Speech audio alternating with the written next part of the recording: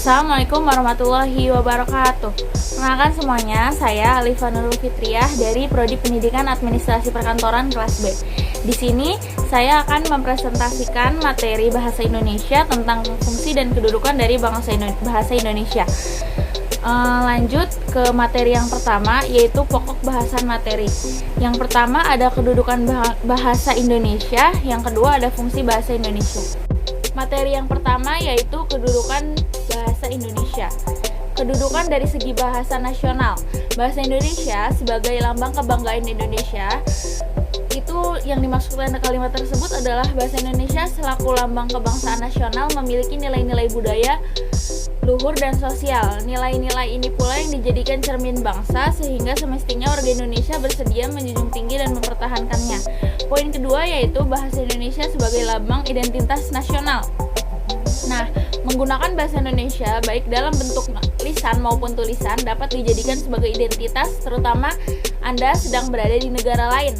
Yang ketiga, bahasa Indonesia sebagai bahasa pemersatu antar daerah. Sejarah bahasa Indonesia memang cukup panjang. Dalam salah satu fase bahasa ini digunakan sebagai bahasa pemersatu bangsa. Selanjutnya, masih dalam materi kedudukan dari segi bahasa negara. Yang pertama sebagai bahasa resmi kenegaraan, yang kedua sebagai alat pengantar di dunia pendidikan, yang ketiga sebagai alat penghubung di tingkat akhir, dan yang terakhir sebagai pengembangan kebudayaan dan IT. Kedudukan bahasa daerah dan bahasa asing di Indonesia.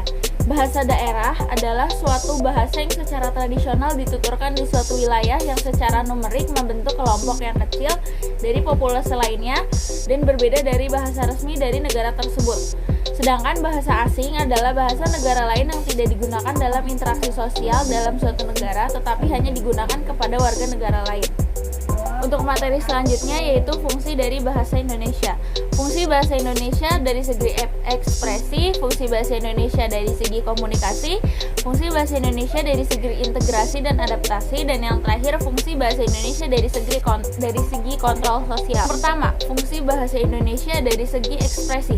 Fungsi ini pernyataan ekspresi diri menyatakan sesuatu yang akan disampaikan oleh penulis atau pembicara sebagai eksistensi diri. Fungsi bahasa Indonesia dari segi komunikasi merupakan fungsi bahasa yang kedua setelah fungsi ekspresi diri. Yang dimaksud di sini adalah komunikasi tidak akan terwujud tanpa dimulai dengan ekspresi diri. Komunikasi merupakan akibat yang lebih jauh dari ekspresi, yaitu komunikasi tidak akan sempurna jika ekspresi diri tidak dapat diterima oleh orang lain. Yang ketiga, fungsi bahasa Indonesia dari segi integrasi dan adaptasi sosial. Fungsi peningkatan atau integrasi dan penyesuaian adaptasi diri di dalam suatu lingkungan merupakan kekhususan dalam bersosialisasi baik dalam lingkungan sendiri maupun dalam lingkungan baru.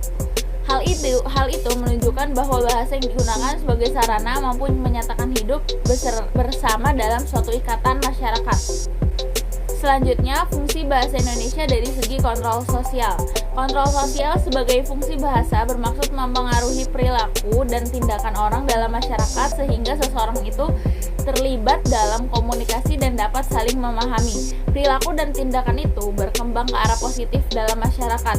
Hal positif itu terlihat melalui kontribusi dan masukan yang positif.